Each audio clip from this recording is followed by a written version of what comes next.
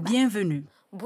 Porté par une industrie agroalimentaire occidentale en plein essor, obsédée par la prochaine mode superalimentaire exotique et par le marketing infatigable d'un petit réseau de producteurs et de fournisseurs, le fruit de l'arbre le plus emblématique de l'Afrique est devenu un produit international bien connu. Pieds nus, cet agriculteur grimpe sur ces baobabs de la région du sud de la Casamance au Sénégal pour en récolter les fruits. Jusqu'à peu, il n'était prisé que pour une utilisation locale, mais un petit réseau de producteurs et de fournisseurs a propulsé la demande pour les fruits à l'étranger. À travers une coopérative appelée Baobab des Saveurs, une petite entreprise avec des acheteurs en Australie et au Canada verse jusqu'à 10 000 francs CFA par sac à ses agriculteurs, soit plus du double des intermédiaires locaux. Auparavant, avec les commerçants, vraiment, la vente est tellement compliquée. Bon, ils viennent, ils s'imposent leur prix. Bon, maintenant, parce qu'on vendait le sac à un prix même bas, maintenant actuellement avec le posage des œilleux, on gagne plus quoi. Des centaines de tonnes de fruits de baobab arrivent chaque année dans des usines de transformation à travers l'Afrique pour être mises en poudre et distribuées à l'international.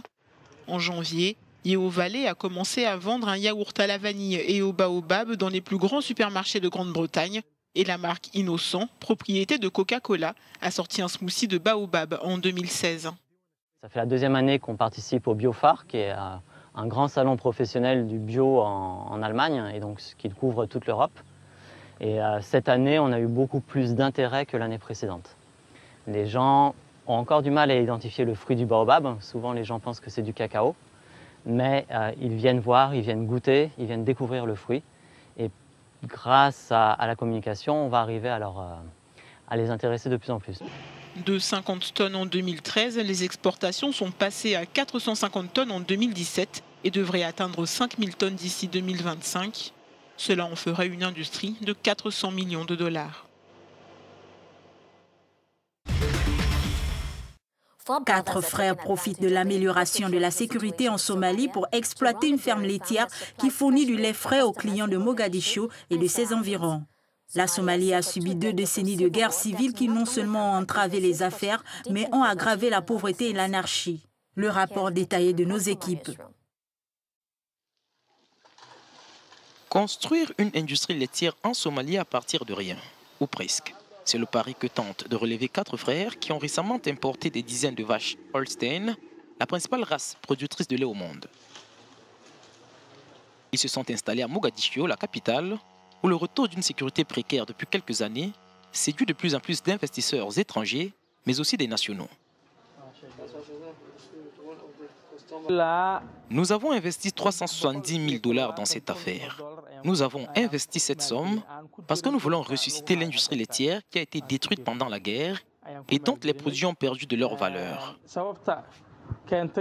Nous avons investi parce que nous voulons que les Somaliens aient des animaux à fort rendement.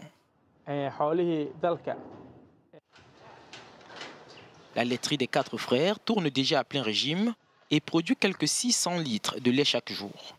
Ces produits sont appréciés des commerçants qui y trouvent aussi un moyen de faire prospérer leur propre affaire. La laiterie me vend 20 litres de lait à 1,2 $ par litre. Je revends chaque litre à 1,5 $. C'est un bon lait et les gens aiment bien.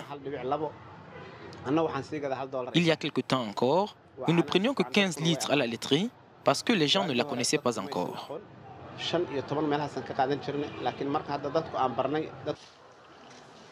Avec le projet des 4 frères, la Somalie et ses 14 millions d'habitants ne comptent que 2 laiteries. Les Somaliens en sont réduits à consommer en majorité du lait de chamelle, pourtant vendu à 2 $ le litre. Envoyez-nous vos questions, commentaires et suggestions sur Twitter, Alt Africa News. Vous pouvez me joindre sur Alta Afolake G et sur Facebook Afolake Oyinloli.